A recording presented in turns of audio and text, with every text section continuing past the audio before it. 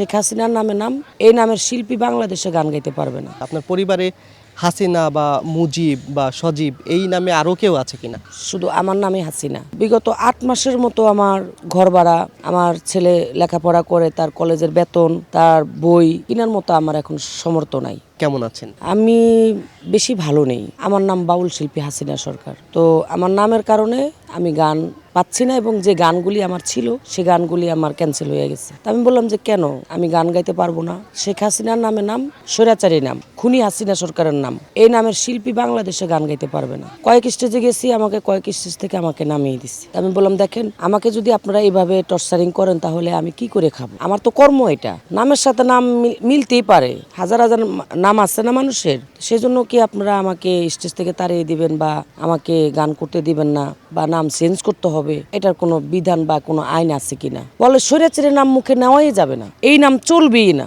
নতুন করে নাম দিয়ে আবার গান করে আমার সেই স্টেজ থেকে আসতে হয়। তো এখন আমি আছি হলো এই পরিস্থিতিতে, বিগত 8 মাসের মতো আমার ঘর ভাড়া, আমার ছেলে লেখাপড়া করে তার কলেজের বেতন, তার বই কেনার মতো আমার এখন সমর্থ নাই, এবং আমি নিজে অসুস্থ, আমি একটু ডাক্তার দেখাবো, সেটাও আমি দেখাইতে পারতেছি না। এখন আমি জানতে চাই যে আমার অপরাধটা কোথায়, কি কারণে এই নামের কারণে আমাকে গান করতে দিচ্ছে না?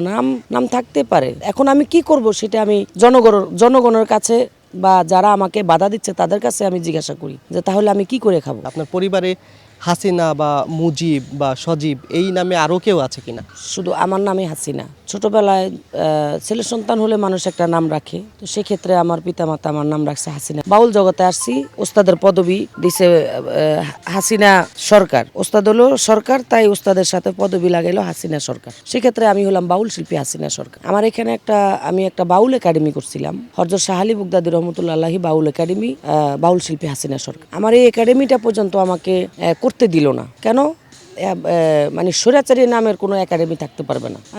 আমি তখন বললাম যে দেখেন, আপনারা আমার উপরে এইভাবে অন্যায় অত্যাচার করেন না। আমি মা মাটি ও মানুষের গান করি, আমি লোকসঙ্গীত, বাউল গান, পালা গান, বিচার গান করি। আমার নামের সাথে কেন আপনারা এটা জুলুম করবেন? এক কথাই এই নাম রাখা যাবে না, নাম চেঞ্জ করে রাখেন। তাহলে আমার নাম চেঞ্জ করা যদি হয়, বা আমাকে যারা চেনে, সারা বাংলাদেশের মানুষ টুকিটাকি তো আমাকে চেনে বাউল শিল্পী হাসিনা হিসাবে, তাহলে এখন আবার নতুন করে আমাকে কি নামে চিনবে? তাহলে সেই নামটা আপনারা আমাকে দিয়ে দেন। আর যদি বলেন যে না, এই নামে আপনি চলবেন, আলহামদুলিল্লাহ, তাহলে আমার যেন কোনো ব্যাঘাত যেন না আসে, না ঘটে আমার গান করা। এ হলো মূল